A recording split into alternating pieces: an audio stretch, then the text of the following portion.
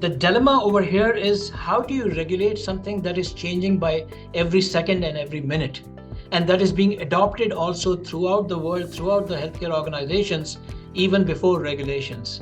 So that's the challenge even for the regulators and building up regulations, policies, and compliance framework. How do you regulate these technologies? Because these are still very advancing at a very rapid pace. And if you build in regulations too early, then you kill the innovation in terms of what these technologies are truly capable of. Then on the other side of the balance is, if you regulate it too late, then there could be an adverse event because they were not regulated. So the challenge for the regulator is to find that right balance so that there is enough regulation and framework and compliance framework in place so that you are not inhibiting or slowing down the potential of innovation potential that comes with these technologies.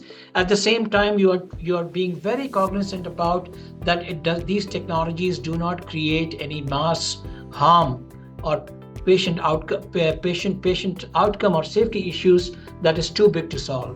So I think that's a delicate balance that regulators have to balance. And finally, I would say that even to understand and put regulations, there has to be a digital literacy and AI literacy and maturity, whether on the regulator side or on the compliance side or on the policy side, for people to make that call. How do you regulate this technology? So this truly requires public sector, private sector, and government entities partnering all together and coming together and regulating this correctly.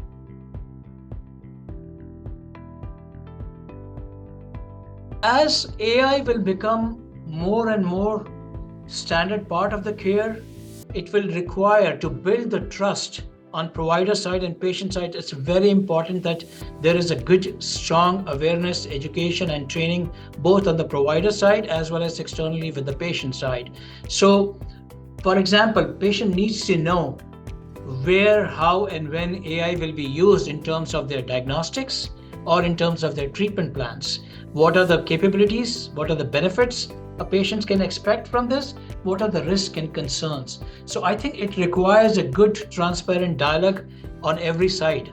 Second part is also in terms of, how do you make sure that we build a good consensus form, that a patient is fully aware of how these technologies are going to be used, and they give a consent with the option of opting out, how and where and when their data will be used to train these technologies, and ultimately it will become part of their care journey.